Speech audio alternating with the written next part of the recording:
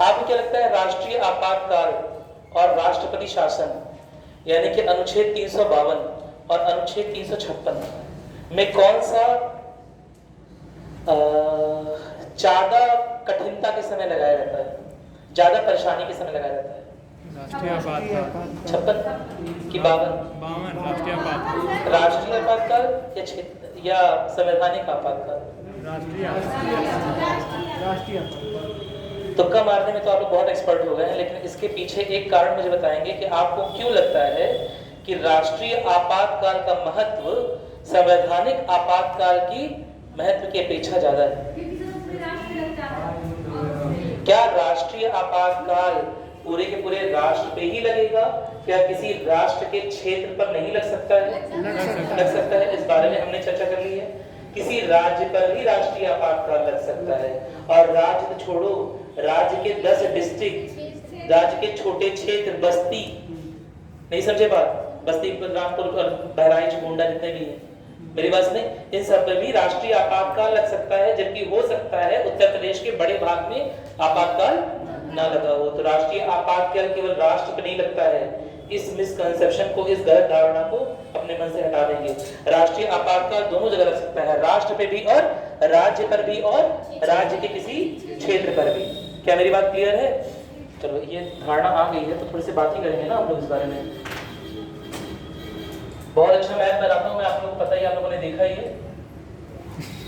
मेरा प्यारा भारत महान कुछ ऐसे है, ठीक है? ये हो गया गुजरात, आपका दिख रहा है आपको? इतना शुरू कर गुजरात है। गुजरात के नीचे है महाराष्ट्र, ऐसे ही दिखाता हूँ जल्दी, ठीक है? ज्योग्राफी आप लोग की स्ट्रांग है, ठीक है? यहाँ पर क्या है? केरला। लेट अस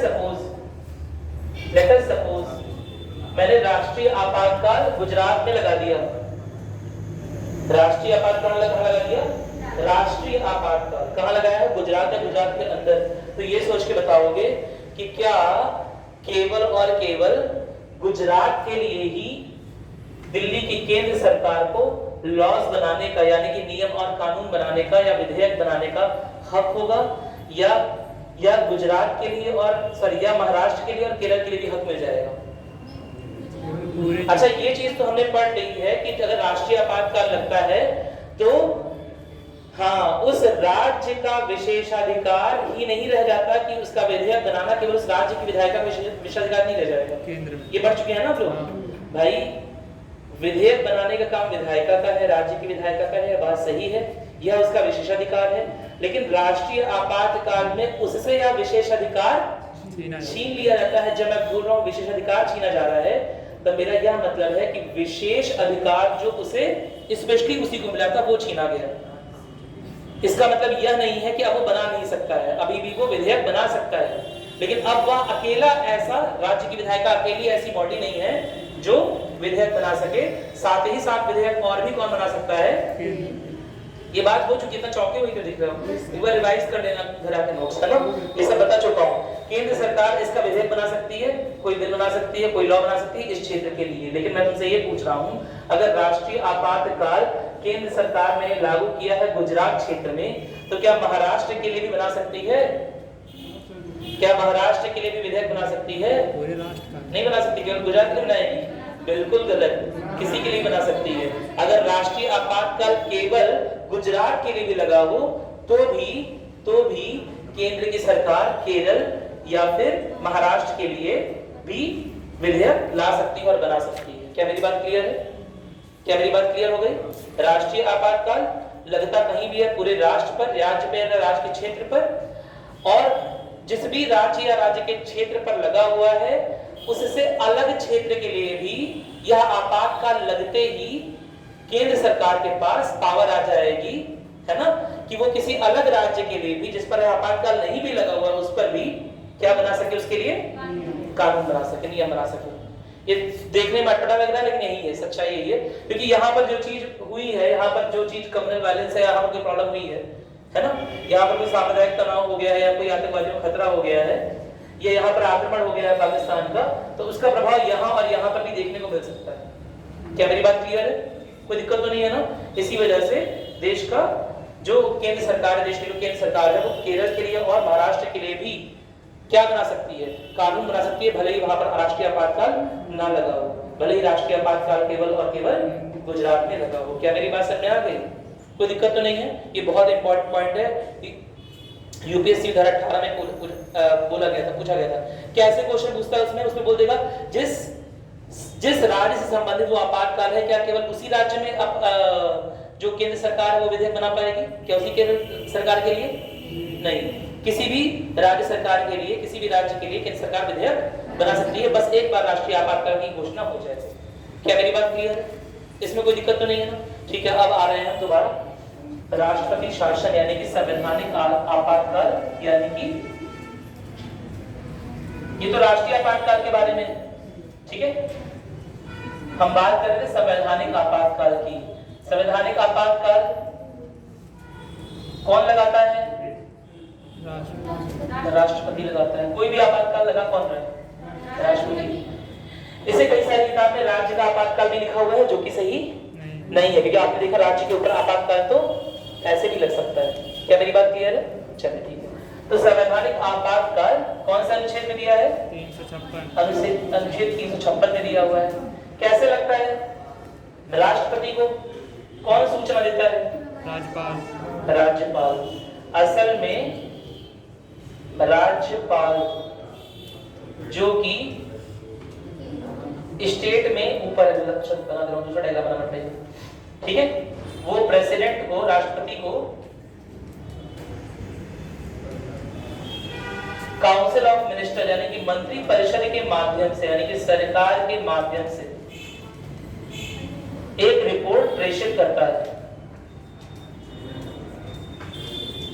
और उस रिपोर्ट के आधार पर राष्ट्रपति निर्णय लेता है कि राज्य पर आपातकाल लगाया जाएगा या नहीं लगाया जाएगा।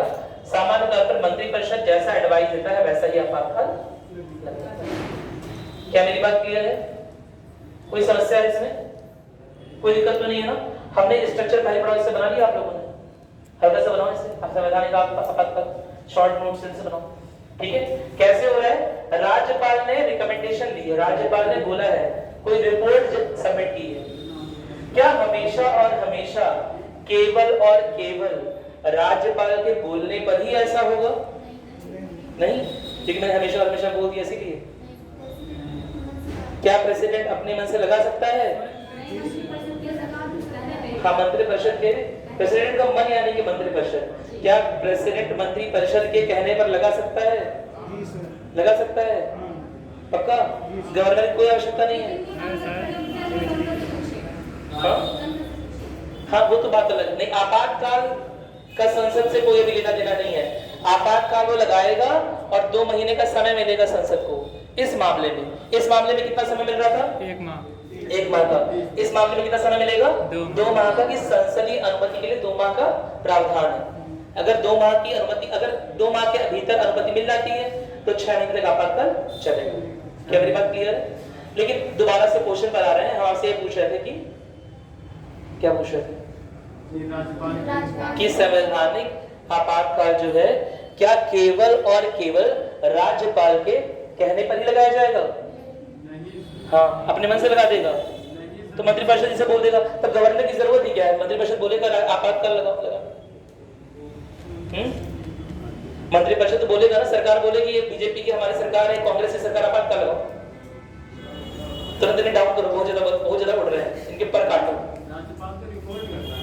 राज्यपाल रिपोर्ट देता है, ये बहुत जरूरी बात है।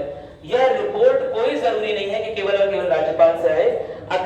अगर आंतरिक सुरक्षा को लेकर सीबीआई या अन्य जो आंतरिक सुरक्षा के जो क्या बोलेंगे, आंतरिक सुरक्षा को देखने वाले जो निकाय होते हैं, अगर वो भी क्या करते हैं, अगर वो राष्ट्रपति को रिपोर्ट कर रहे हैं या मंत्रिपरिषद को रिपोर्ट कर रहे हैं कि कुछ होने वाला है, कुछ बड़ा होने वाला है, मेरी बात सुन भाई, देश खतरे में है, राज्य खतरे में है, ये लोग मूवमेंट चलाने वाले हैं, ये लोग आजादी की मांग करने वाले हैं। क्या मेरी बात क्लियर है? और हो सकता है यह चीज गवर्नर की नजर में ना आए। मेरी बात समझ आ रही है? तो ऐसे में भी राष्ट्रपति आपातकाल लगा सकता है, लेकिन मंत्रिपरिषद के एडवाइस पर ही लगाएंगे, ये इंपॉर्टेंट है। क्या मेरी बात क्लियर है? कोई दिक्कत तो नहीं है ना?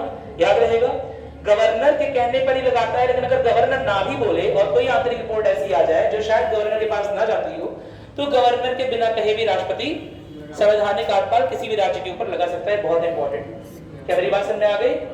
नोट किया कहीं? एग्जाम में पूछेगा यूपीएससी 2025, क्या गवर्नर के कहने पर, मेरी बात समझ में? तो फिर तुम काटो 2026 में, फिर सोच लो अरे हाँ यार सर ने बताया था, नोट नहीं किया था, कहीं नोट करो इसे। ठीक है? क्या गवर्नर के कहने पे आपातकाल लगेगा? नहीं। अगर आंतरिक रिपोर्ट कोई ऐसी भी आ रही है ना, जिससे राष्ट्रपति को लग रहा है कि देश की एकता अखंडता को किसी तरह खतरा हो सकता है, या फिर आपातकाल की संवैधानिक वाला लगता क्यों है? याद आ रहा है कुछ? क्यों संविधान लिखा हुआ है इसमें? पहला वाला असंवैधानिक था क्या पहला वाला असंवैधानिक था? दूसरे वाले में संवैधानिक क्यों लिखा हुआ है? संविधान भी फलता क्यों? क्योंकि तभी लग रहा है जब संविधान का उल्लंघन हो रहा है। और उसमें संविधान का उल्लंघन की बात नहीं हो रही थी? प्रशासनिक भी फलता क्या? वही प्रशासनिक, क्योंकि एक तरह से आंतरिक आपातकाल है। मेरी बात सुन रहे? क्योंकि एक तरह से आंतरिक आपातकाल है, पूरे राष्ट्र को लग नहीं सकता है। ठीक है? और आंतरिक आपातकाल कब लगेगा? जब जिस आईन यानी कि जिस लॉ के अकॉर्डिंग देश को चलाने की बात हो रही थी वो नहीं माना जा रहा है। यानी कि संविधान, जो संवैधानिक ढांचा है, ये जो कॉन्स्टिट्यूशनल मशीनरी, क्या बोलते हैं, कॉन्स्टिट्यूशनल मशीनरी, वो फेल कर गई है, वो राज्य को रन नहीं कर रही है। तो ऐसे में गवर्नर एक रिपोर्ट लगाकर मंत्री परिषद के द्वारा राष्ट्रपति को सेंड करवाएगा, राष्ट्रपति को भिजवाएगा कि भैया यहाँ आपातकाल लगा दीजिए, क्योंकि यहाँ के संवैधानिक हालात अच्छे नहीं लग रहे हैं, यहाँ पर संविधान के अनुसार काम नहीं हो रहा है। आप कैसे डिसाइड करेंगे कि संविधान के अनुसार काम हो रहा है कि नहीं हो रहा है? संविधान में तो लिखा हुआ है सबको बराबरी का हक है। क्या मेरी बात समझ में आई? तो क्या आप सभी लोग बराबर हो गए? क्या अंबानी का वेल्थ आधा कर ले आपको और उसे बराबर बराबर बांटते हैं? अरे हाँ, कभी तो हाँ बोल दिया, पर इतने अच्छा लालच दे रहा हूँ। हाँ, क्या अंबानी की वेल्थ छीन ले? अंबानी की सारी कंपनियां छीन कर, हाँ बोलो, रिलायंस होने के जियो तुम लोग को दे दें फ्री डेटा, खुश हमेशा के लिए। बोलो ऐसा कर सकते हैं क्या? नहीं। तो कौन सी वो चीज है? किसे बोलेंगे कि संवैधानिक ढांचा खतरे में है? मूलभूत संवैधानिक ढांचा सुना है ना इसके बारे में? कॉन्स्टिट्यूशनल मशीनरी यानी कि संवैधानिक ढांचा। ठीक है? संवैधानिक ढांचा यानी कि जिसके बारे में सुप्रीम कोर्ट ने बात की थी कि यह मूलभूत संवैधानिक ढांचा है, यह किसी भी रूप में किसी खतरे में नहीं आना चाहिए। क्या इसके बारे में एक बार और भी बात हुई है? मूलभूत संवैधानिक ढांचा के बारे में कब बात होती है? आर्टिकल 3, 6, 8 में किसी भी इस प्रकार का संवैधानिक संशोधन नहीं होना चाहिए जिससे संविधान के मूलभूत ढांचे पर किसी भी तरह का असर पड़े। क्या मेरी बात समझ में आ गई है? ये चीज तो हम पढ़ चुके हैं ना। तो ठीक उसी तरह अगर यहाँ पर कोई ऐसी चीज हो रही है जिससे संवैधानिक मूल ढांचा, संविधान का मूल ढांचा लिख दे रहा हूं, ठीक है? ढा बनाने में बड़ी तकलीफ होती है। संवैधानिक मूल ढांचा, या समझ गया ना मूलगत ढांचा जो भी तुम लोग लिखते हो? मेरे ख्याल से समझ गए हो तुम लोग शायद। चलो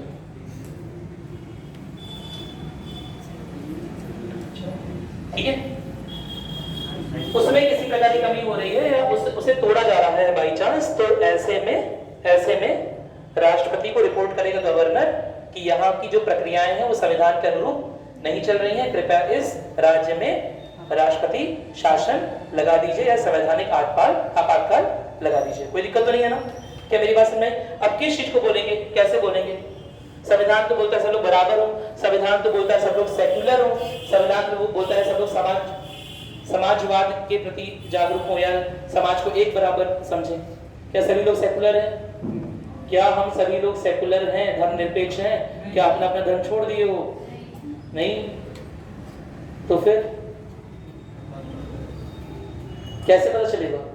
बोलो, कौन सी वो बातें हैं संवैधानिक मूल ढांचे? कुछ तो बोला करो। इसकी वजह से राज्य के लिए कुछ ऐसा खतरा महसूस हो, राष्ट्र के लिए खतरा, वेरी गुड। और राष्ट्र के जो संवैधानिक मूल्य है, संविधान के जो संवैधानिक मूल्य है, उन पर अगर किसी तरह खतरा आए, अब संवैधानिक मूल्य कौन कौन से होते हैं बताओगे मुझे? अरे शाबाश। एकता कौन? टाइगर एकता बोल रहे हो क्या? अच्छा अरे सुना ही नहीं कभी इसके बारे में तो मैंने। और नहीं करना और बोलो। लोकतांत्रिक लोकतंत्र तो एक तरह का वो है, लोकतांत्रिक या गणतंत्र जो है ये तो एक तरह की लिमिट होती है कि हमारा देश पूर्ण लोकतंत्र बन चुका है। लोकतंत्र की परिभाषा क्या है? जनता का शासन। क्या हर चीज तुमसे पूछ के हो रही है? या क्या आज जो बिल पास हुए लोकसभा में उसके लिए तुम्हारी कॉल आया था, मैसेज आया था, कोई जोक आया था? नहीं ना। मेरी बात समझ आ रही है? कुछ नहीं आया इस तरह का। भाई आज जो बिल पास हुए तुम्हें पता है? तुम टीवी देखोगे तो तुम्हें पता चलेगा क्योंकि मैसेज आया था, कोई कॉल आया था? नहीं आया था। तो जनता का शासन कैसे फिर?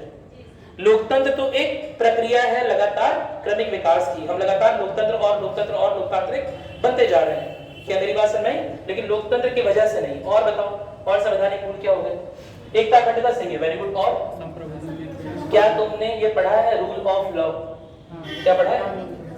कानून का शासन पढ़ा है कि नहीं पढ़ा है?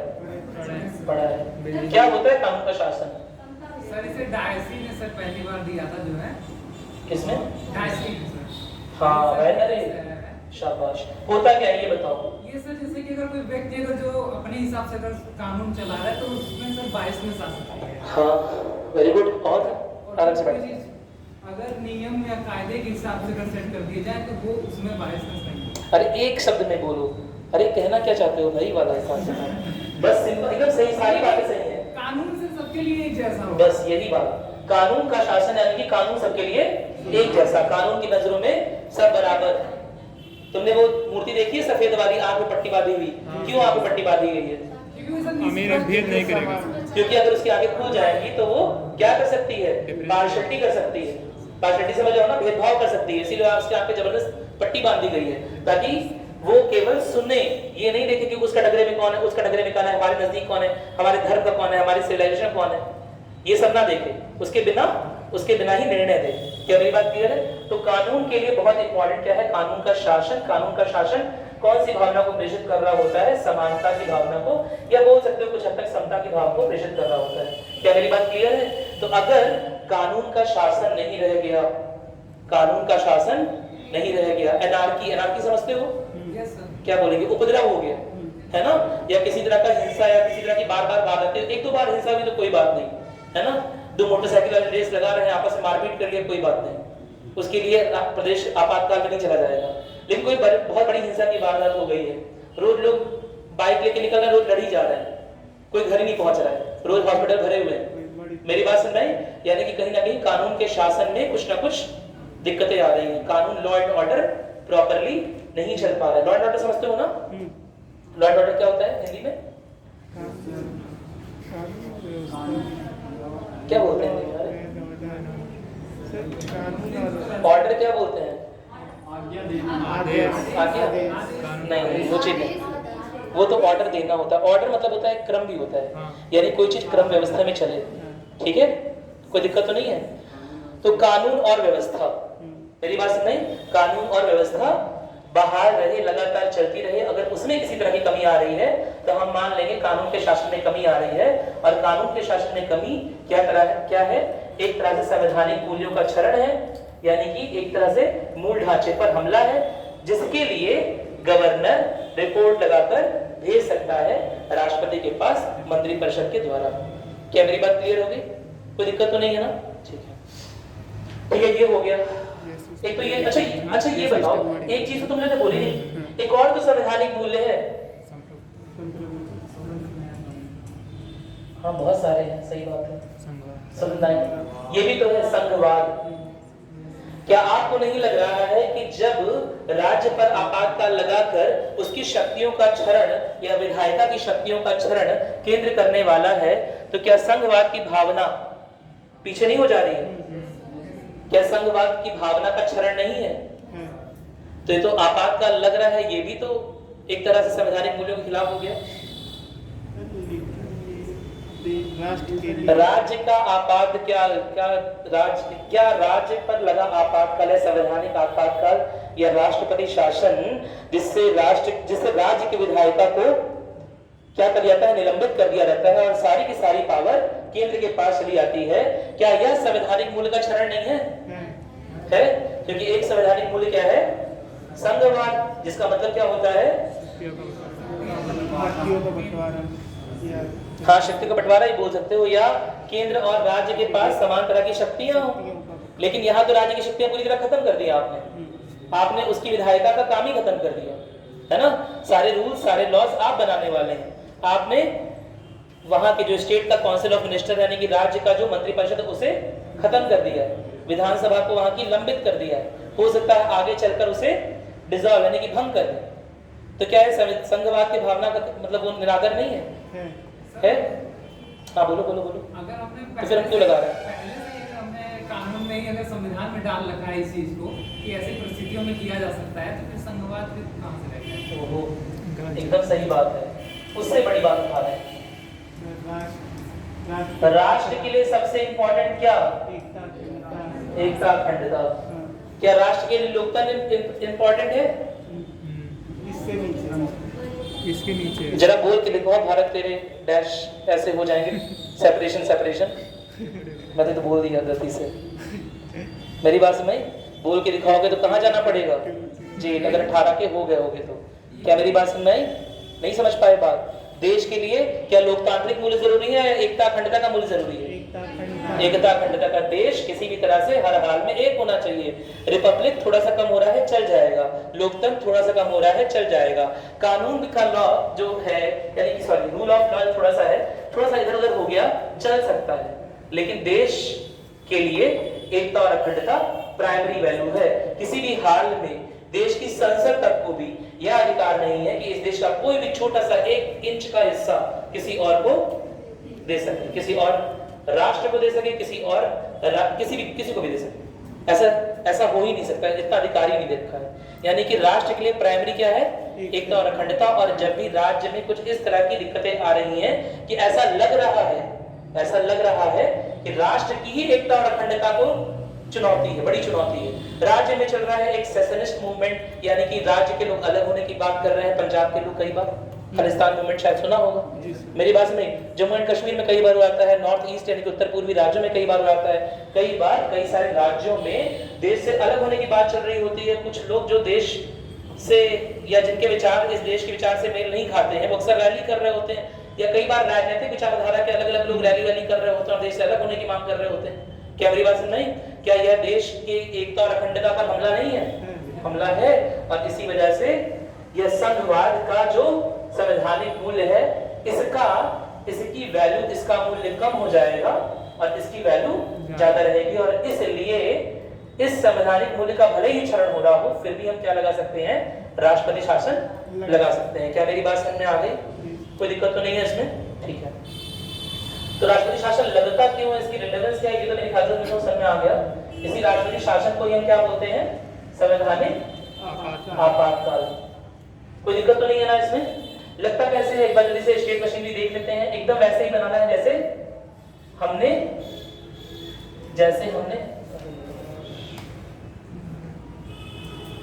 कैबिनेट बनाया।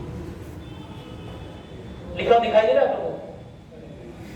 सर ये कलर थोड़ा आंखों को चुभता है? अच्छा बेटा, ये है गवर्नर यानी कि राज्यपाल। ठीक है।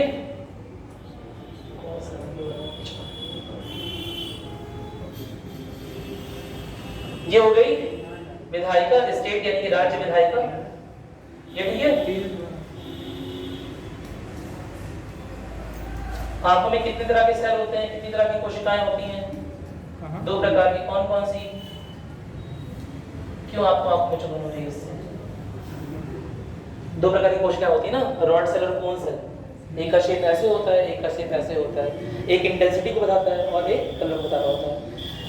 कमिंग बैक, उतने डीप में नहीं जाएंगे, इस पर आते हैं। ये देख के बताओ, क्या राज्य की विधायिका कुछ ऐसे नहीं होती है? इसमें राज्य की विधायिका ये वाला भाग और इसी विधायिका से अलग है, इलेक्टेड है कौन? स्टेट के विधायक, राज्य के मंत्री या राज्य का मंत्री परिषद। अरे क्या केवल मंत्री परिषद केंद्र में ही होता है? नहीं। क्या राज्य में नहीं होता है? होता है ना। तो राज्य के मंत्री परिषद जैसे केंद्र का था वैसे ही राज्य का है, एकदम सेम टू सेम। ठीक है। कि राज्य की विधायिका से क्या निकला, राज्य का मंत्रिपरिषद मंत्रिपरिषद निकला। कोई दिक्कत तो नहीं है ना। उसके ऊपर कौन है, गवर्नर। सबसे ऊपर कौन है, चीफ मिनिस्टर, मुख्यमंत्री। ऋतु मुख्यमंत्री, ठीक है, इसमें कोई दिक्कत नहीं है, इतना समझ में आ गया, ठीक है। अब जब राष्ट्रपति शासन लागू होगा, जब राष्ट्रपति शासन लागू होगा तो सबसे पहले क्या मान लिया जाएगा कि इस राज्य का जो मंत्रिपरिषद है वो एकदम बेकार है, यानी कि इसे कर दिया जाएगा डिसमिस, एकदम पूरी तरह से खत्म, निरस्त। क्या मेरी बात क्लियर है? लेकिन क्या राज्य की विधायिका भी तुरंत निरस्त हो जाएगी? क्या इस राज्य की विधायिका का चुनाव राष्ट्रपति ने किया था? नहीं। केंद्र सरकार ने किया था? मेरी बात समझ आ रही है? किसने किया था? इस राज्य की विधायिका का या जो भी विधायक है वहां पर, उनका चुनाव किसने किया था? जनता ने किया था। और क्यों किया था? ताकि राज्य में सरकार चले, सरकार बने। तो क्या राष्ट्रपति ऐसे ही राज्य की विधायिका को निकाल के बाहर कर सकता है? नहीं। राष्ट्रपति कितना भी पावरफुल हो, सुप्रीम कोर्ट कितना भी पावरफुल हो, राज्य के मंत्रिपरिषद तक तो अटैक कर सकता है ना? क्योंकि मंत्रिपरिषद कैसी बॉडी है? कार्यपालिका व शक्तियों वाली। समझ रहे हो ना कि कार्य सही से नहीं क्रियान्वित किया गया, लेकिन विधायिका पर अटैक नहीं कर सकता है, विधायिका को नहीं हटा सकता है। क्या मेरी बात क्लियर है? कोई दिक्कत नहीं है इसमें, ठीक है। तो राज्य में जैसे ही राष्ट्रपति शासन लाया गया 356 के अंतर्गत गवर्नर की रिपोर्ट के बाद, तुरंत ही मुख्यमंत्री और राज्य मंत्रिपरिषद को इस्तीफा देना पड़ेगा। क्या मेरी बात क्लियर है? वो अपने अपने पदों से हट जाएंगे, उनके पद का अब कोई महत्व नहीं रह गया है। ऐसे में गवर्नर क्या करेगा? गवर्नर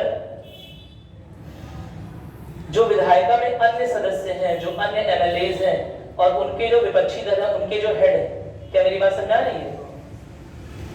दल है और उनके हेड है, लेट अस सपोज। अब इन हेड्स के पास जाएगा, उनके जो भी विपक्षी दल के नेता हैं उनके पास जाएगा और पूछेगा कि क्या आप सरकार बनाना चाहेंगे? जब राज्य में इनकी सरकार हट गई है तो क्या आप अपना संख्या बल प्रूव कर सकते हैं? क्या मेरी बात क्लियर है?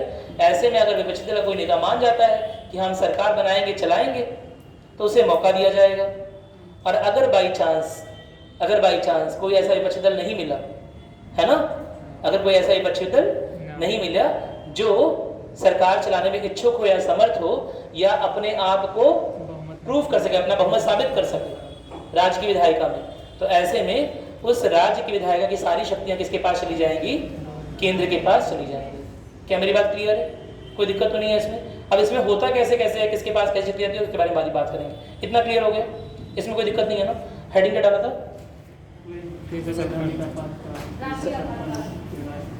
राष्ट्रीय आपातकाल नहीं है, ये राष्ट्रपति शासन है, ठीक है, संवैधानिक आपातकाल है ये, ठीक। चलिए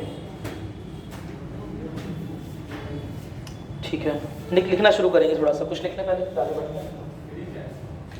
राष्ट्रपति शासन में लिखिए, है ना, लिखिएगा। अच्छा, उस दिन कुछ भी लिखा था क्या? कुछ नहीं लिखा था। इस टॉपिक में नहीं लिखा है।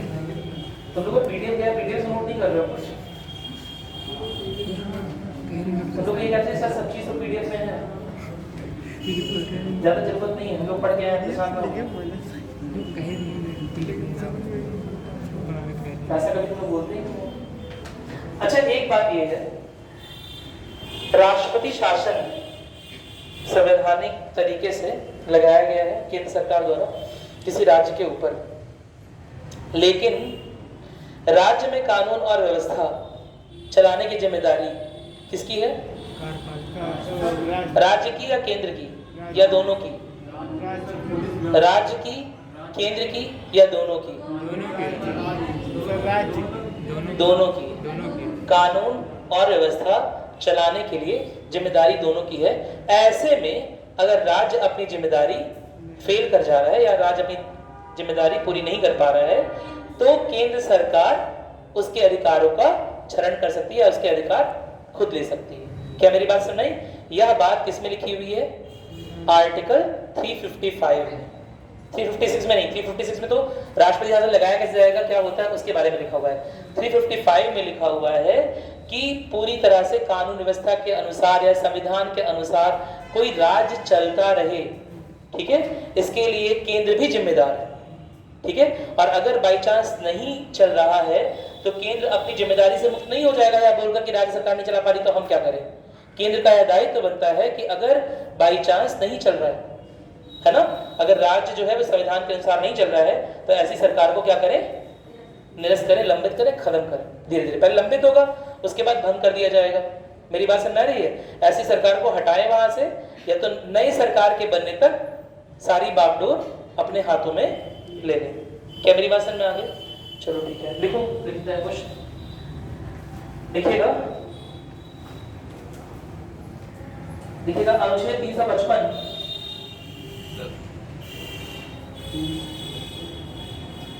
अनुच्छेद 355 केंद्र सरकार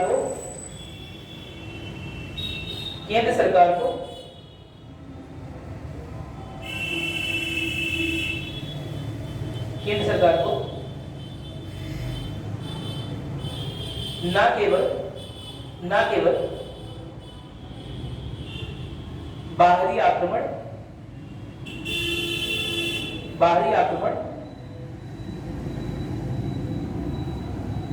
और आंतरिक अशांति के समय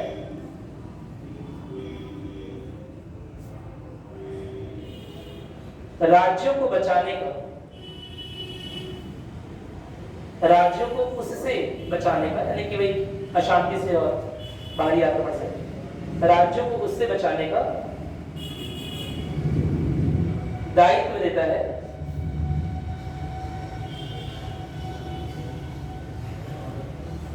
बल्कि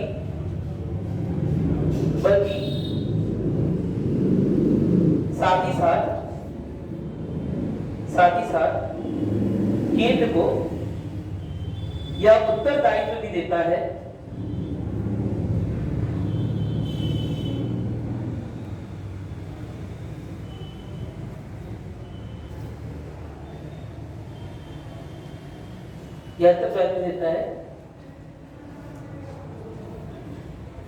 कि वह इस बात की जांच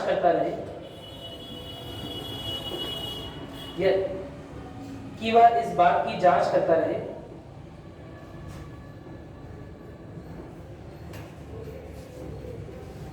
कि राज्य सरकार राज्य को संवैधानिक प्रावधानों के अंतर्गत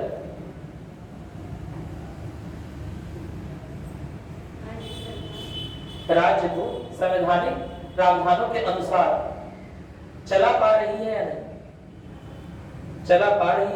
या नहीं,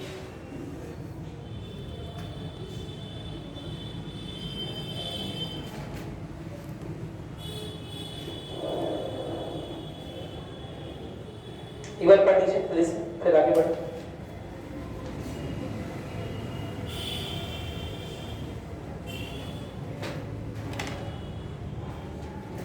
पढ़िए। अच्छा, आपको नहीं लग रहा है कि इस राज्य में राष्ट्रीय आपातकाल क्यों नहीं लगा दिया गया? जिस राज्य में समस्या थी उस राज्य में राष्ट्रीय आपातकाल लगा देते, संवैधानिक आपातकाल की आवश्यकता क्यों पड़ी?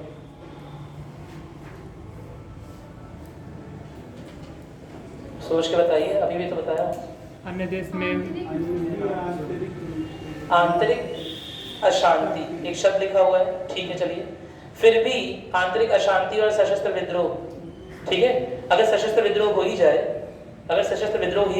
जाए तो भी राष्ट्रीय आपातकाल की जगह पर राज्य का आपातकाल यानी कि राष्ट्रपति शासन लगाने को तरजीह दी जाती है, संवैधानिक आपातकाल लगाने को तरजीह जाती है। आपने देखा कि देश में कितनी बार राष्ट्रीय आपातकाल लगा है? केवल 3 बार। और कितनी बार संवैधानिक आपातकाल लगा है राष्ट्रपति शासन? 115 से ज्यादा बार। क्या मेरी बात सुन रहे हैं? तो आपको लग रहा है कि कुछ ज्यादा ही हो गया है, तो लग रहा है कि नहीं लग रहा है? कितने गुना है? बहुत ज्यादा गुना, पता नहीं, करते रह जाओगे। कितने गुना? 30-40 गुना, 30 गुना, 40 गुना के आसपास है ना? इतनी ज्यादा बार राज्य का आपातकाल, यानी कि इतनी ज्यादा बार संवैधानिक आपातकाल लग गया, क्यों, क्या कारण हो सकता है? एक कारण बहुत जरूरी है, जो मैंने बताया कि राष्ट्रीय आपातकाल के समय क्या राज्य की विधायिका को हटा दिया जा रहा है? नहीं। जबकि राष्ट्रपति शासन के समय, संवैधानिक आपातकाल के समय 356 के अंतर्गत राज्य की विधायिका को समाप्त कर दिया जाएगा, या पहले राज्य की सरकार को, और फिर आगे चलकर अगर नई सरकार नहीं बनती है तो राज्य की विधायिका को भी हटा दिया जाएगा। क्या मेरी बात समझ में आ गई? कोई दिक्कत तो नहीं है ना? क्या मेरी बात एकदम क्लियर हो गई? तो क्या आपको नहीं लग रहा है कि केंद्र द्वारा राष्ट्रपति शासन लगाना बार बार राज्य को एक सजा या पनिशमेंट देना जैसा है?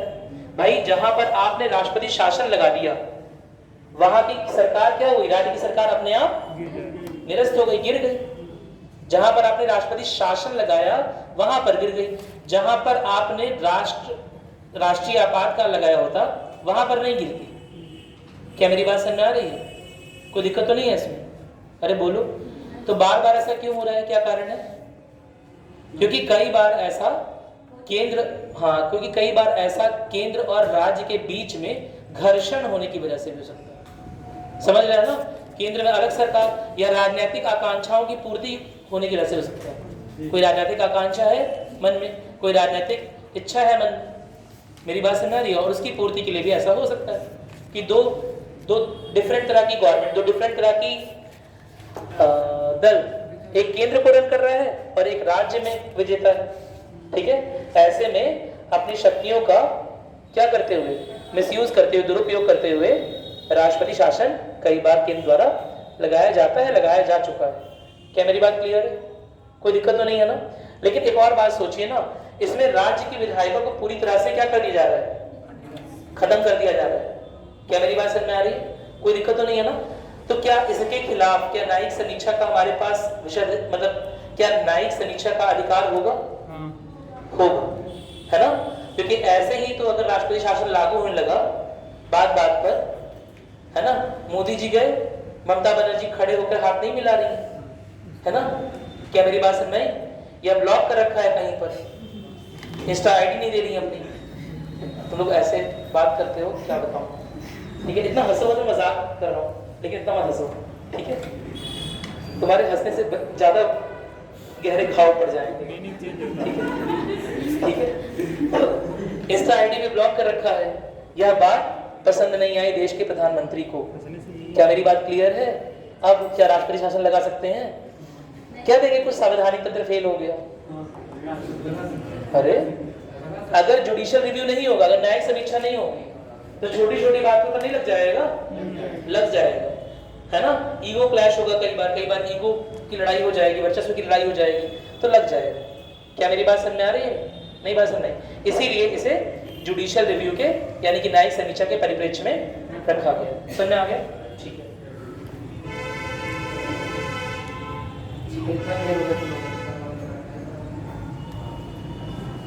क्या लिखा आपने? अब आर्टिकल 356 लिखेंगे, अनुच्छेद 356 के बारे में लिखिएगा। अनुच्छेद 356 केंद्र के पास उपस्थित एक ऐसा यंत्र है, ब्रैकेट में हथियार भी लिख सकते हैं, हथियार है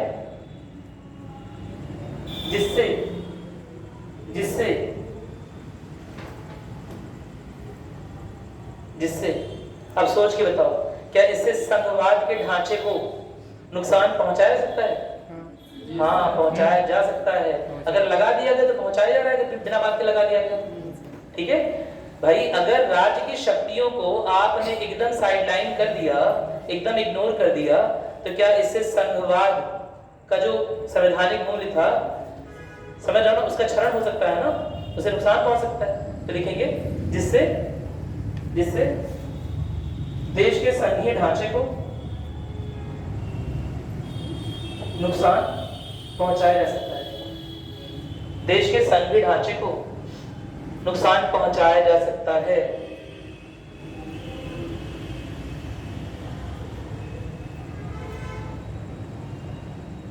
ठीक है।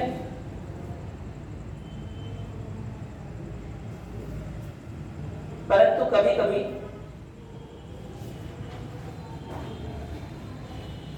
कभार लिख लीजिए, कभी कभार दुरुपयोग होने के बाद भी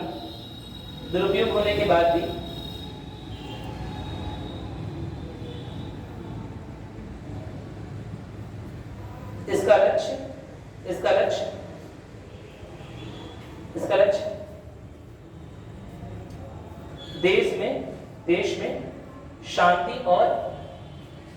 देश में शांति और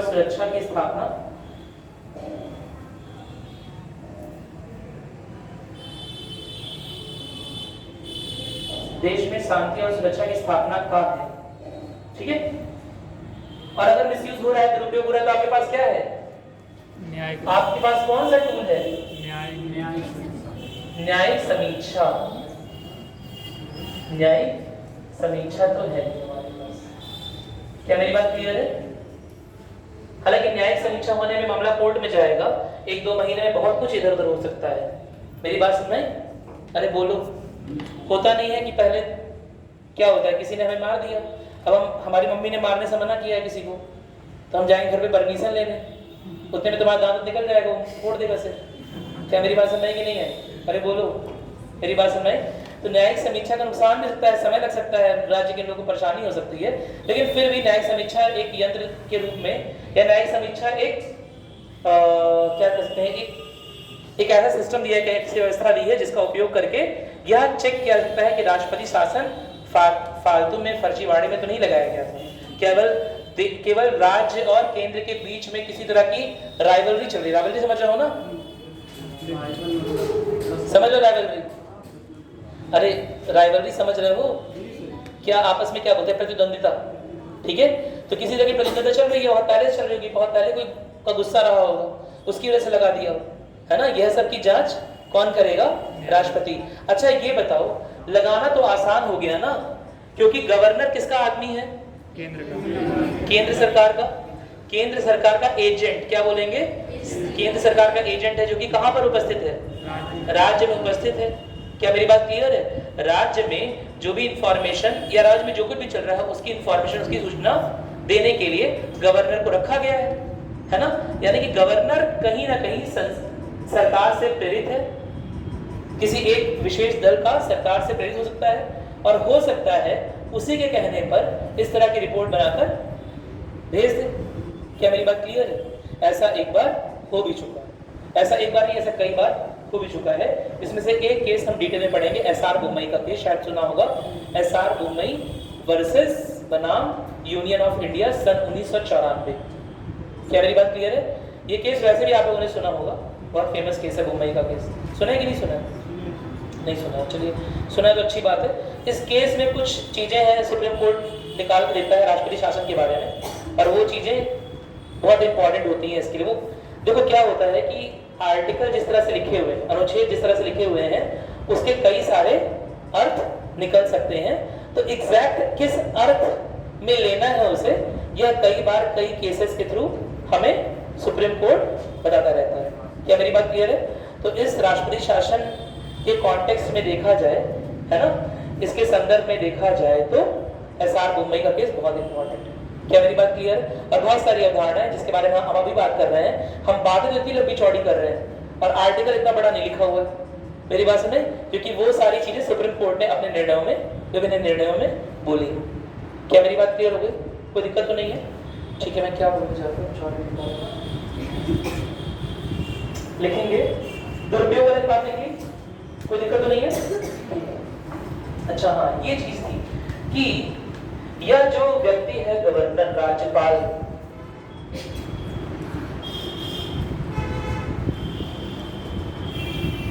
ठीक है,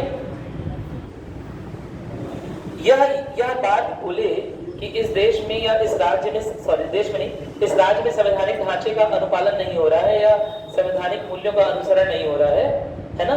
क्या ऐसा बोलना कुछ व्यक्तिपरक चीज नहीं लग रही है?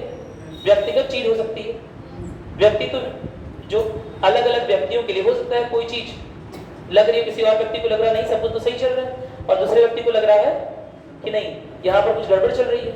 क्या मेरी बात समझ?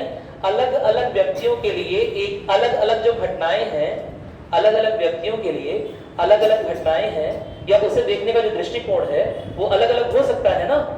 अरे बहुत सिंपल सा उदाहरण ले रहा हूँ, देखो अभी 5-6 साल पहले उत्तर प्रदेश में गोरखपुर जिले में कुछ बच्चे, सुना होगा आप लोगों ने, 70 से 80 बच्चों की इसी सीजन में डेथ हो गई थी। सुना था कि नहीं सुना?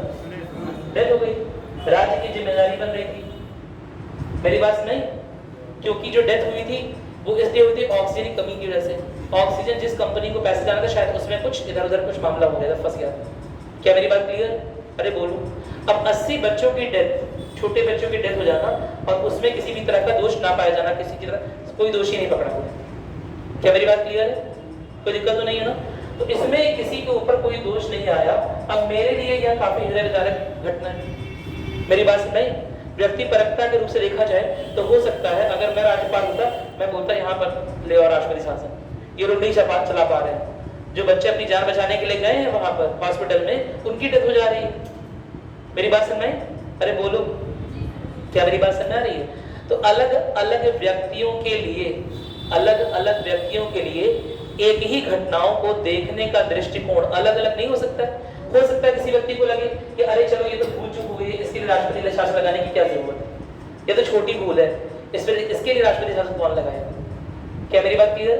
तो यह इस व्यक्ति पर निर्भर कर रहा है कि किस बात को लेकर वो यह जस्टिफाई कर रहा है कि अब संवैधानिक या इन चीजों का क्षरण संवैधानिक मूल्यों का क्षरण माना जाएगा।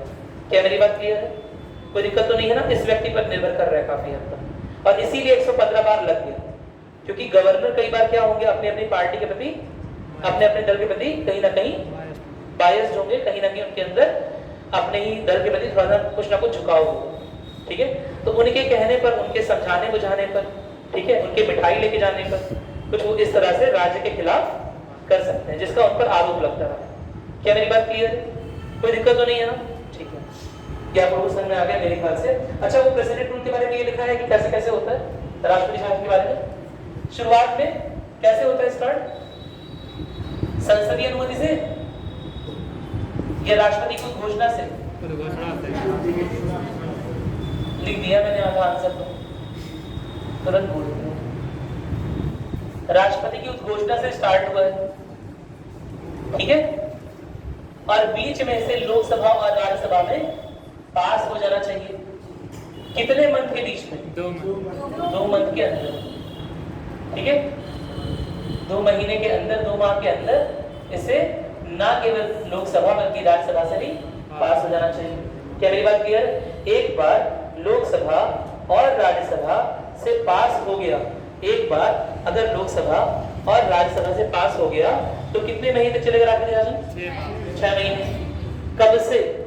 पास होने के 2 महीने के अंत से या द्वितीय सदन के पास होने के कितने लोग बोल रहे हैं कि द्वितीय सदन के पास होने पर, जब जिस डेट में द्वितीय सदन ने पास कर दिया है उससे 6 महीने लिया जाएगा, कि जिस डेट में प्रथम सदन ने पास किया उससे 6 महीने लिया जाएगा, कि जिस देश में राष्ट्रपति ने बोला है उससे 6 महीने जाएगा?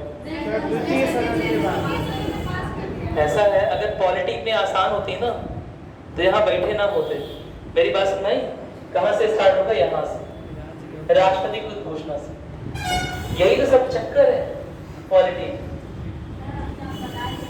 अरे वो राष्ट्रीय आपातकाल था, ये संवैधानिक आपातकाल। मेरी बात सुनाई? उसमें कुछ अलग चीजें थी, इसमें कुछ सब एक ही है क्या? नहीं ना, सबके प्रावधान भी थोड़े थोड़े मिलते जरूर है, लेकिन एक ही नहीं। क्या मेरी बात क्लियर है? राष्ट्रीय आपातकाल के समय द्वितीय सदन की स्वीकृति के दिन से अगले 6 महीने जोड़े जाते हैं। क्या मेरी बात क्लियर है? लेकिन संवैधानिक आपातकाल के समय जिस दिन राष्ट्रपति की घोषणा हो गई उससे 6 महीने लिए जाते हैं। क्या मेरी बात समझ में आ गई? अरे बोलो, रजनीकांत के पुजारी हो, लिखा रजनीकांत ने कि नहीं लिखा? लिखा लिखा तो होगा, ये बात लिखी है उन्होंने, लिखा है 6 महीने। अब 6 महीने कब से तो लिखा नहीं है। 6 महीने उस वाले में किससे था? जब द्वितीय सदन ने स्वीकृति दे दी, और इसमें कहां से है? राष्ट्रपति ने उद्घोषणा की। क्या दोनों में अंतर नहीं है? अंतर, ठीक है, चलो ठीक है, नोट करेंगे, लिखिएगा। राष्ट्रपति की उद्घोषणा के 2 माह के अंदर ही, जल्दी देखो, राष्ट्रपति की उद्घोषणा के 2 माह के अंदर ही संसद के दोनों सदनों से सामान्य बहुमत या विशेष बहुमत? सामान्य बहुमत से, वेरी गुड। जबकि राष्ट्रीय आपातकाल किससे था? विशेष बहुमत। संसद के दोनों सदनों से सामान्य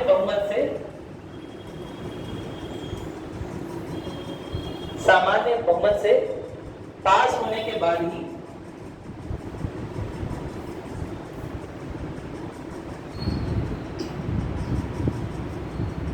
राष्ट्रपति शासन को जारी रखा जाता है।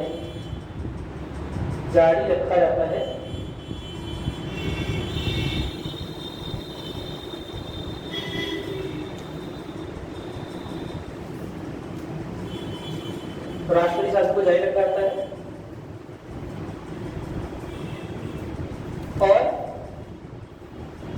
और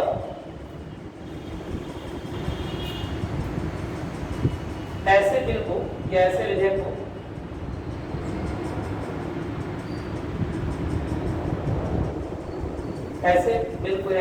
को जारी रखने के लिए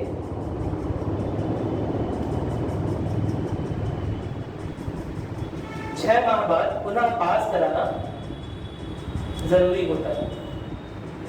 6 माह बाद पुनः पास कराना जरूरी होता है। क्या मेरी बात समझ में आ गई? ठीक है। यानी कुल मिला के कितना हो गया?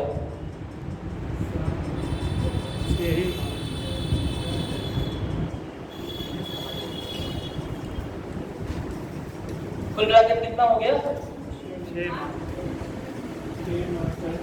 कुल मिला के कैसे 8 महीना हो गया? अरे जोड़ना क्यों है? कहां से स्टार्ट हो रहा है? तो यहाँ जब यहीं से स्टार्ट हुआ है तो जोड़ोगे कैसे? इन लोगों ने कभी भी 2 माह के अंदर स्वीकृति दी। इन लोगों ने 2 माह के अंदर कभी भी स्वीकृति दी हो, दिन कहां से जुड़ा जाएगा? राष्ट्रपति की उद्घोषणा से। अगले कब तक? 6 माह तक। और 6 माह बीत गए और अभी भी ऐसा लग रहा है कि चुनाव नहीं हो सकते, है ना? अभी भी ऐसा लग रहा है कि राज्य में विधायकों के चुनाव नहीं हो सकते, या राज्य अभी भी किसी तरह के आंतरिक अशांति से ग्रस्त है। क्या मेरी बात क्लियर? ऐसे में अगले 6 माह के लिए दोबारा से बिल सिंपल मेजॉरिटी से, यानी कि सामान्य बहुमत से पास कर दिया जाएगा। क्या मेरी बात क्लियर है? तो कुल मिलाकर एक बार में 6 महीने का पास किया जा सकता है। ये तो समझ में आ गया। कैसे आगे बढ़ा सकता है? क्या इससे आगे भी बढ़ाया सकता है? राष्ट्रपति शासन कितने समय तक के लिए अधिकतम चल सकता है? 3 वर्ष के लिए। लेकिन 3 वर्ष के लिए तभी बढ़ेगा जब देश में आपातकाल होगा। क्या मेरी बात समझाई? अगर देश में आपातकाल की स्थिति है या फिर चुनाव निर्वाचन आयोग ने यह बोल दिया है, चुनाव या निर्वाचन एक ही बात है, ठीक है? चुनाव आयोग ने, निर्वाचन आयोग ने यह बोल दिया है कि हम इस कंडीशन में, हम इस अवस्था में हम चुनाव नहीं करवा सकते। तो ऐसे में अगर ये दोनों कंडीशन संभव है तो 6 महीने करके कुल मिलाकर कितने समय के लिए? 3 वर्ष के लिए राष्ट्रपति शासन को एक्सटेंड किया जा सकता है। कोई बताएगा सर बस 3 वर्ष तक। अगर आगे लगाए रखना है तब क्या करेंगे? अगर उसके बाद भी चुनाव नहीं हो रहा तब तो हिस्सा पाकिस्तान को दे देंगे? बढ़ेगा। क्या बढ़ाएंगे दोबारा से चुनाव? तो दोबारा बात तो वही हो गई, दोबारा से चुनाव करवाने की। बढ़ा देंगे। बढ़ाया जा सकता है 3 वर्ष से ऊपर। अधिकतम 3 वर्ष लिखा हुआ है, बढ़ा सकता है। तो अधिकतम लिखा हुआ है, इसमें कैसे बढ़ा सकते हैं? अधिकतम लिखा हुआ, अधिकतम ही इतना हो पाएगा। इतना बढ़ा के तो पहुंचे हो। पहले 6 महीने वाला था, फिर दूसरी बार फिर 6 महीने हो गया। फिर ये बोला गया कि अगर देश में क्या चल रहा हो, राष्ट्रीय आपातकाल चल रहा हो, या फिर चुनाव आयोग ने हाथ खड़े कर दिए हैं, भैया हम इस कंडीशन में, है ना, क्या नहीं करा सकते? चुनाव नहीं करा सकते। चुनाव आयोग ने ऐसा बोल दिया है। हमें समय चाहिए। इतनी अशांति के माहौल में, इस आक्रमण भरे माहौल में, इस परेशानी के माहौल में, इस कोरोना के माहौल में, यानी किसी तरह के डिजीज के माहौल में हम चुनाव नहीं करवा सकते। कौन जाएगा वोट दिलाने? सबको दूरी मेंटेन रखनी है। मेरी बात सुन रही? अरे बोलो, सबको अपनी जान प्यारी है ना। कोरोना आ गया, 3 साल के लिए सपोज घर में बैठे हुए 3 साल चुनाव ही नहीं हुए, कैसे चुनाव होंगे भाई? कौन तुम्हें वोटर आईडी देगा? कैसे होगा? मुश्किल हो जाएगी ना। अरे बोलो। हालांकि हुए हैं चुनाव, कोरोना के पीरियड में भी हुए हमारे यहाँ। हमारा देश महान है, ठीक है, लोकतंत्र चलता रहे, जान रहे चाहे ना रहे, जान तो भगवान फ्री में बांट रहे हैं। मेरी बात सुनेगी नहीं? आज तुम्हारी जान नहीं है, कल को तुम्हें फिर भगवान भेज देंगे धरती पर किसी ना किसी को। मेरी बात सुन रहे?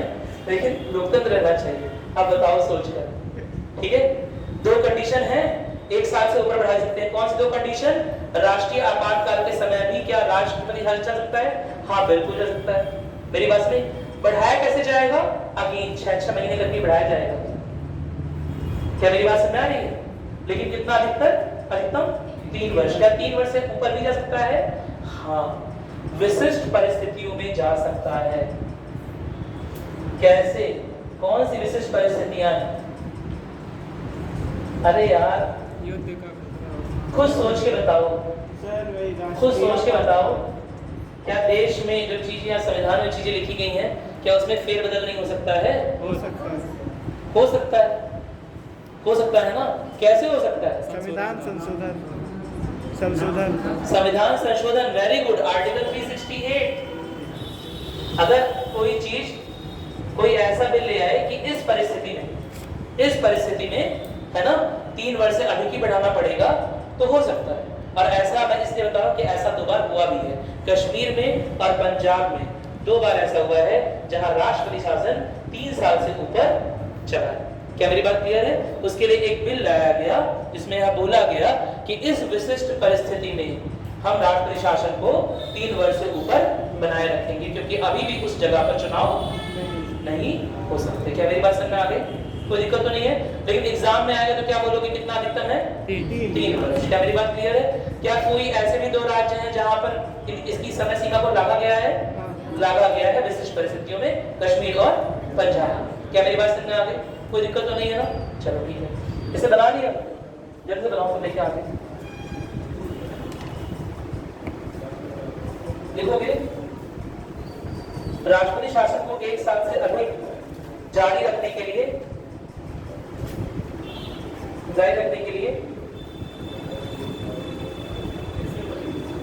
राष्ट्रपति शासन को जल्दी लिखेंगे। राष्ट्रपति शासन को जारी रखने 1 साल से अधिक समय के लिए, 1 साल से अधिक अवधि के लिए जारी रखने के लिए, ठीक है, कितने बार लिए हो जा रहा है? जारी रखने के लिए या निम्न 2 शर्तें, क्या या निम्न 2 शर्तें होनी चाहिए, या निम्न 2 कंडीशन होनी चाहिए। समझ में आ गया? मेरी बात समझ में आ गई? राष्ट्रपति शासन आगे 1 साल से ऊपर लागू तभी होगा जब देश में क्या चल रहा हो? राष्ट्रीय आपातकाल, ठीक है। पर यहाँ और मत लिखो यार, ये थोड़ा सा गड़बड़ हो गया, ठीक है। यहाँ लिख दो एंड, यानी कि और चुनाव आयोग भी क्या बोल रहा हो कि इस समय हम क्या नहीं करा पाएंगे? चुनाव नहीं करा पाएंगे। तो लिखोगे 2 कंडीशन कौन कौन सी है? पहले लिखोगे, देखो उस समय देश में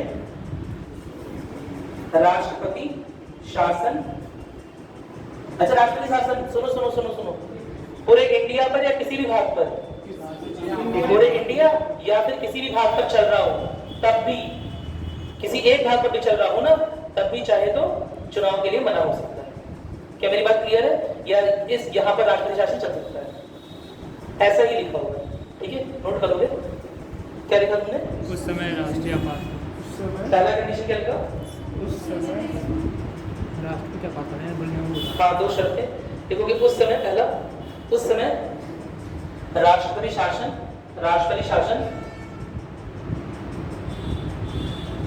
या तो संपूर्ण भारत या किसी राज्य या राज्य के किसी क्षेत्र में लगा हो।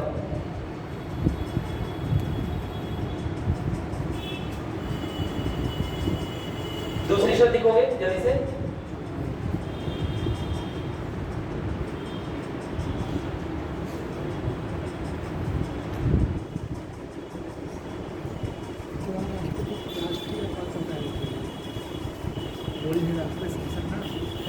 शासन में राष्ट्रीय पातकाल भी तो आता है नहीं है देखा? देश में जब राष्ट्रीय दूसरी कंडीशन लिखोगे क्या लिखो? लिखोगे चुनाव आयोग। चुनाव आयोग राज्य की स्थितियों को देखते हुए वहां पर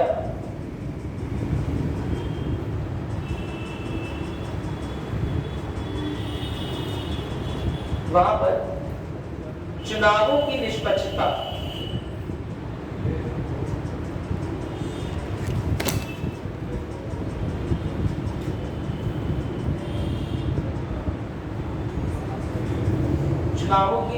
को लेकर क्या बोलते हैं डाउट हाँ क्या लिखोगे क्या बोलेंगे आश्वस्त ना हो ये लिखो ठीक है आश्वस्त ना हो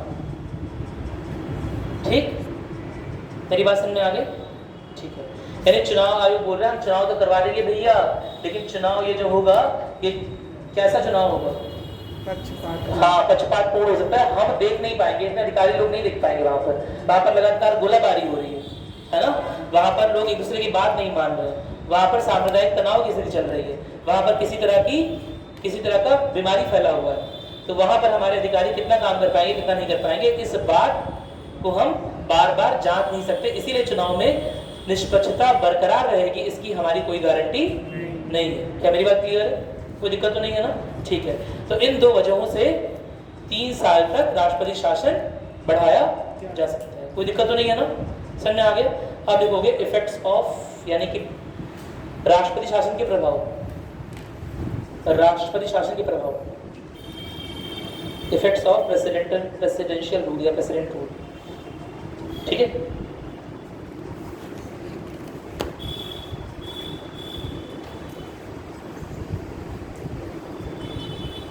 क्या 2 वर्ष से अधिक बढ़ाया गया क्या 3 साल से अधिक बढ़ाया गया वो मुख्य कहाँ बढ़ाया गया है कश्मीर में पंजाब में कहीं नोट कर लो शॉर्ट नोट कहीं बना लो ठीक है तुम्हें लग रहा है याद रहेगा कि मैं बता रहा हूँ अभी 3 दिन बाद दोबारा पूछूंगा और आधे लोग पूछ चुके होंगे जैसे कहीं नोट कर लो ठीक है कश्मीर और पंजाब में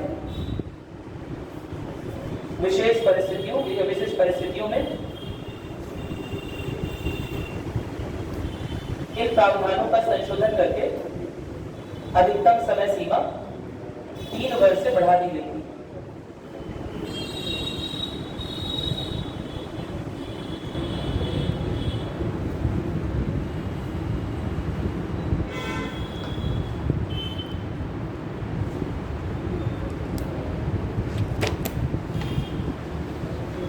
ठीक है अब होता है क्या समझ लेते हैं जैसे राष्ट्रपति शासन के समय सारी बागडोर किसके पास आ गई राष्ट्रपति के पास शुरुआत में राष्ट्रपति क्योंकि विधायिका का काम तो कर नहीं सकता तो किसे बोलेगा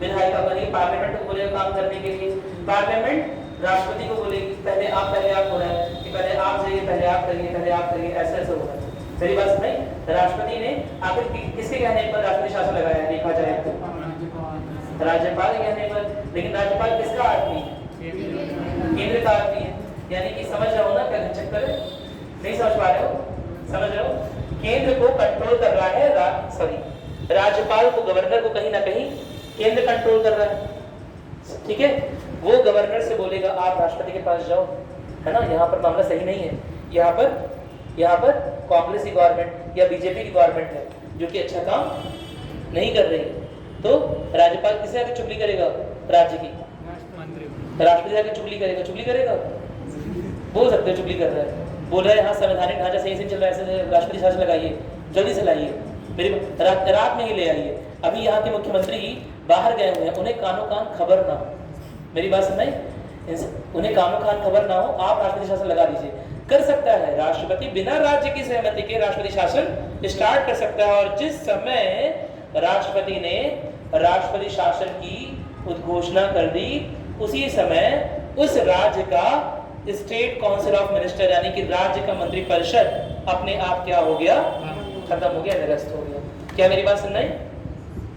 अगर छींकते हुए भी गलती से, समझ रहे हो ना, मुंह से निकल गया राष्ट्रपति शासन, आँख छींक, समझ रहे हो ना, या सोच रहा है पढ़ रहा है कहीं राष्ट्रपति, ऐसा निकल गया तो तुरंत राष्ट्रपति शासन लग जाएगा और स्टेट का जो COM है वो खत्म हो जाएगा। क्या मेरी बात क्लियर है?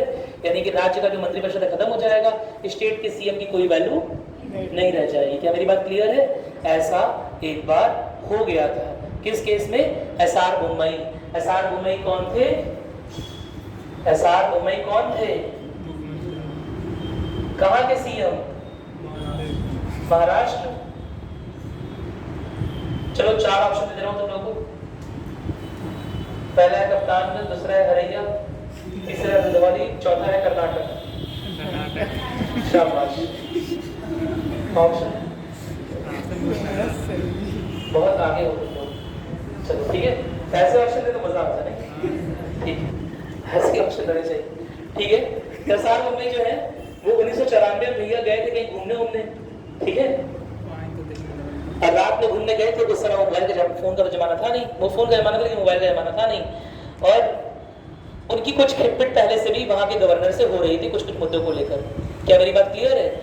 गवर्नर ने कहा कि यह सरकार, यह राज्य की सरकार अपना बहुमत खो चुकी है ना, यहाँ पर आंतरिक अशांति के प्रबल आसार हैं और इसलिए राष्ट्रपति शासन तुरंत लागू कर दिया जाए। और ऐसा कहा उसने, और इसके अलावा 19 MLA का है ना साइन भी कहीं से इनके पास आ गया कि 19 MLA साइन कर रहे हैं इस किसके विरोध में है? इस राज्य सरकार के विरोध में।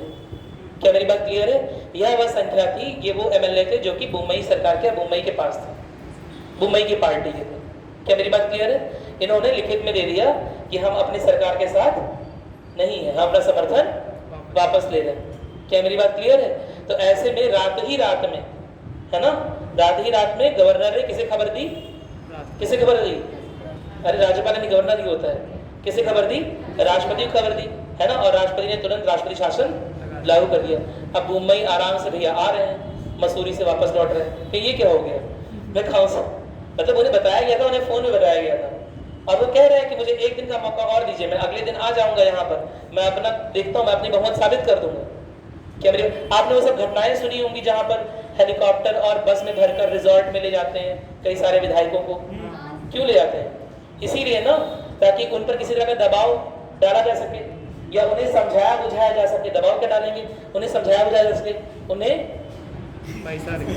देश हित, राष्ट्र हित, समझ रहे हो ना, इसका लालच दिया जा सके। नहीं समझे बात? समझ रहे हो? ठीक है, तो इसीलिए बस भर के कहाँ जाती है? रिजॉर्ट चली जाती है। क्या मेरी बात समझ में? और वहां पर कोशिश की जाती है कि दूसरे पार्टी वाले इनसे संपर्क ना साधें। ठीक है, क्या मेरी बात क्लियर हो रही है? तो ये तो मुंबई बेचारे खुद ही घूम रहे थे बाहर, इनका काउंसिल ऑफ मिनिस्टर वहां पर था, ये बाहर घूम रहे थे।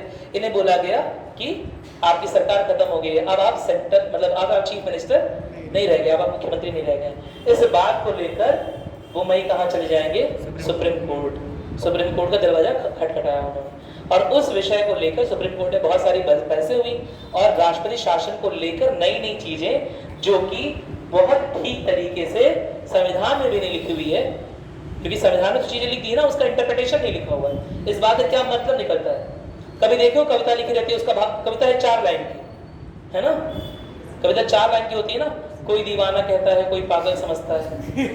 अब भावार्थ शुरू हो गया, भावार्थ, कवि यह कहना चाहता है ना, कि कोई कुछ भी शुरू हो गया। अब 10 लाइन का भावार्थ निकलेगा, बस वही भावार्थ देने का काम किसका है? सुप्रीम कोर्ट का। कि आखिर कवि क्या कह रहा है, संविधान क्या कह रहा है? क्या मेरी बात समझ में आ गई? तो आर्टिकल तो छोटे लिखे हुए हैं 356, लेकिन असल में उसके क्या क्या मतलब निकलते हैं, उसके दुरुपयोग से, उसके दुरुपयोग, उसका क्या दुरुपयोग हो सकता है, उसके दुरुपयोग से बचने के लिए क्या करना चाहिए, वो सारी चीजें SR बुम्मई के केस में सुप्रीम कोर्ट ने दिशा निर्देश जारी की। क्या मेरी बात क्लियर हो गई? कोई दिक्कत तो नहीं है ना? ठीक है, नोट करोगे? अच्छा हाँ, इसके बारे में क्या बताते हैं? SR बुम्मई कर्नाटक के चीफ मिनिस्टर थे। 19 MLA रातों रात बोलते हैं हम इसे सपोर्ट नहीं कर रहे हैं बुम्मई की सरकार को, है ना, गवर्नर को पता नहीं कहां से उनका साइन मिल जाता है, और बाद में जब राष्ट्रपति शासन लागू हो जाता है, जब बुमई कहां पहुंचते हैं, सुप्रीम कोर्ट के पास, सुप्रीम कोर्ट का दरबार जाता है, तो निकलता है इन 19 विधायकों के साइन में से, हस्ताक्षर में से 17 हस्ताक्षर तो क्या होते हैं, जाली निकलते हैं। मेरी बात समझ आई कि नहीं आई? ठीक है, मतलब कहीं से बनवा लिए होंगे अपोजिट पार्टी ने, या जो भी किया हमें नहीं पता। ठीक है, तो ऐसे में दोबारा से सुप्रीम कोर्ट क्या करती है, उनकी ही सरकार को रीइंस्टेट या उनसे ही पुनर्बरकरार कर देती है, उसी सरकार को पुनर्बरकरार कर देती है। क्या मेरी बात क्लियर है? कोई दिक्कत तो नहीं हुई? कहने का ये मतलब है कि राष्ट्रपति शासन अगर केंद्र लगा रहा है तो उसके खिलाफ भी सुप्रीम कोर्ट में जा सकते हैं, और सुप्रीम कोर्ट को अगर लगता है कि यह राष्ट्रपति शासन गलत तरीके से लगाया गया है, तो ऐसे में वह इस राष्ट्रपति शासन के खिलाफ भी डिसीजन दे सकता है। जबकि राष्ट्रपति शासन में पहला नाम ही क्या है, राष्ट्रपति। मेरी बात सुन रहे हैं? लेकिन फिर भी उसके खिलाफ सुप्रीम कोर्ट डिसीजन दे सकता है कि गलत तरीके से लगाया गया है। क्या मेरी बात क्लियर है? राष्ट्रपति को राष्ट्रपति शासन लगाने से सुप्रीम कोर्ट नहीं रोक सकता है, उसका क्रियान्वयन कैसे हुआ है या क्या उसमें किया जा रहा है, यह सब न्यायिक समीक्षा के परिप्रेक्ष्य में आता है। क्या मेरी बात क्लियर हो गई? राष्ट्रपति को किस आधार पर राष्ट्रपति शासन लगाया है ना, मैंने आपको बताया था पहले। असल में क्या हो रहा है, मंत्रिपरिषद के बोलने पे दे रहा है।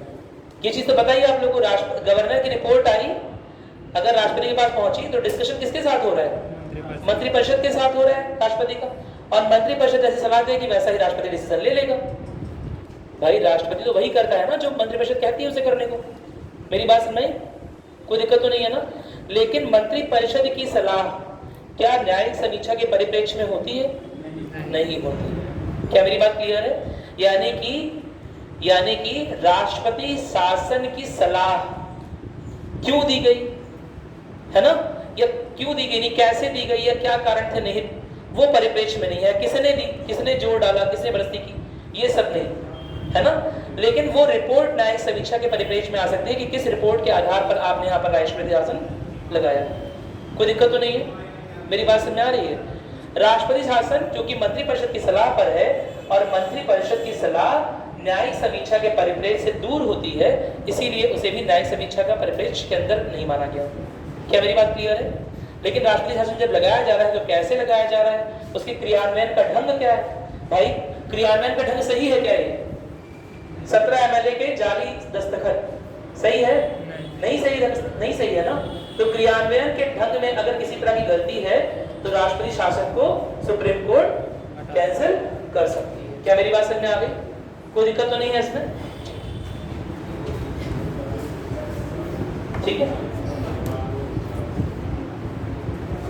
क्या लिखे ना, प्रभाव लिख रहे थे ना, क्या लिखा आप लोगों ने? अभी कुछ लिखा है, लिखिएगा। राष्ट्रपति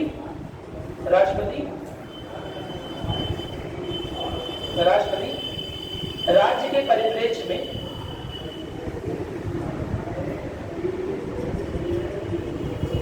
सारी कार्यपालिक शक्तियां राष्ट्रपति राज्य के परिप्रेक्ष्य में सारी कार्यपालिक शक्तियां अपने पास रख लेता है, और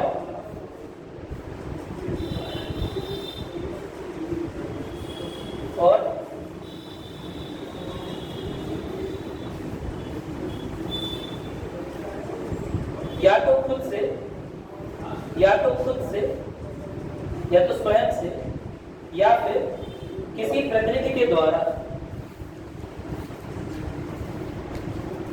भाई राष्ट्रपति को अगर राज्यों के मामले की समझ नहीं, किसी प्रतिनिधि को अपॉइंट कर देंगे कि मेरे बिहाफ में ये काम करें, मेरे साइन या इनके साइन को मेरे साइन के बराबर समझा जाए इस मामले में। ठीक है, चलो, या तो स्वयं से या फिर किसी प्रतिनिधि के द्वारा राज्य के प्रति अपनी जिम्मेदारियों का निर्वहन कर सकता है। राज्य के प्रति अपनी जिम्मेदारियों का निर्वहन कर सकता है।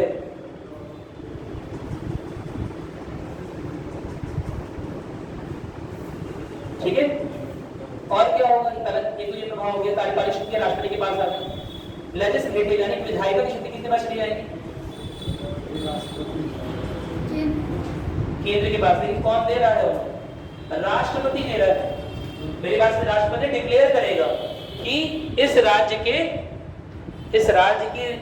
राज्य के जो भी विषय हैं या राज्य सूची में जो भी विषय लिखे होते हैं, है ना, उस पर अब राज्य की विधायिका कोई काम नहीं करेगी। कौन सी विधायिका काम करेगी? केंद्र की विधायिका यानी कि संसद। कोई दिक्कत तो नहीं है ना? नोट करोगे? देखो, राष्ट्रपति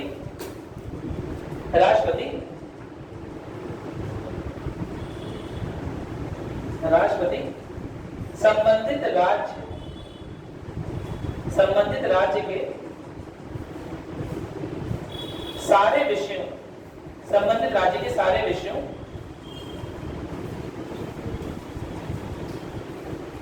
विषयों, ब्रैकेट में राज्य सूची लिख लीजिएगा, ठीक है? नहीं कि राज्य सूची के सारे विषयों, संबंधित राज्य के सारे विषयों की विधायी शक्तियों को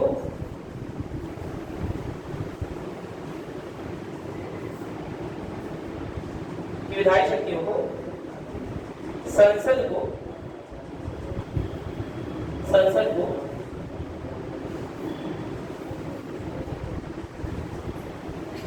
को दे सकता है।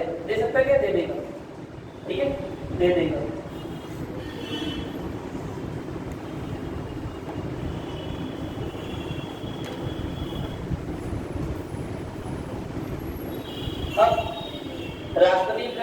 राष्ट्रपति ने क्या किया है? देश की संसद को क्या दिया है? विधायी शक्तियां। अब देश की संसद भी कुछ देगी वापस में। क्या देगी राष्ट्रपति को? कि वो राज्य के खर्चे के लिए कंसोलिडेटेड फंड का इस्तेमाल कर सकती है। क्या बोलते हैं? संचित निधि। लिखोगे? लिखो संसद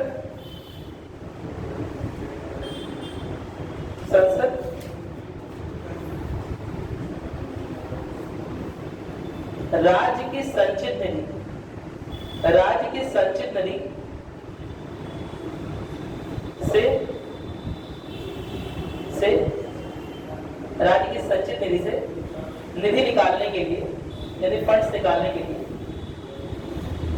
या पैसे निकालने के लिए राष्ट्रपति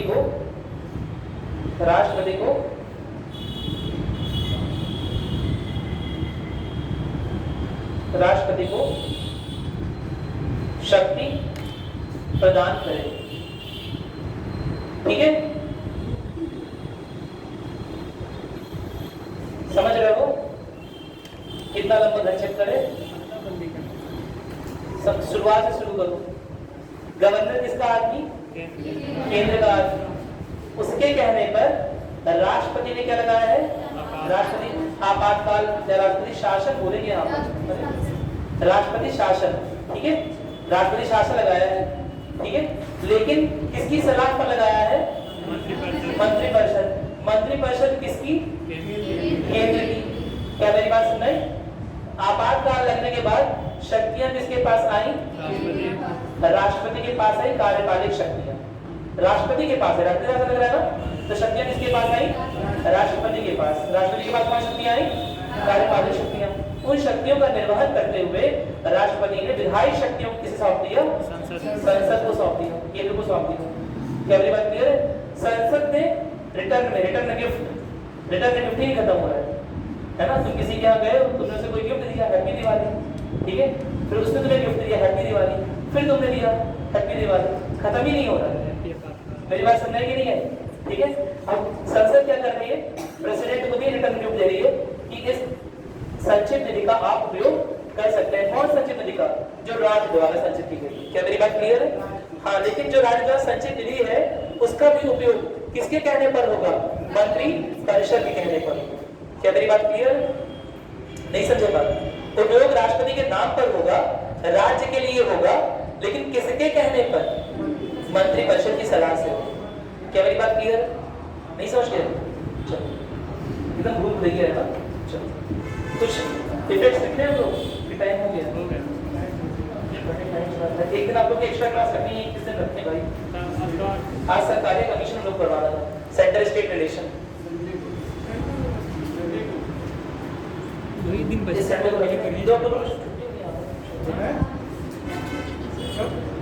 रहा। हाथ छोड़ रहे हैं आप लोग क्योंकि पूरा टॉपिक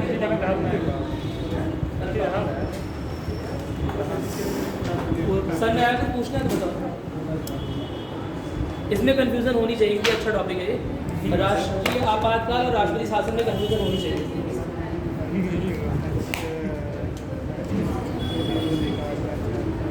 नहीं बंद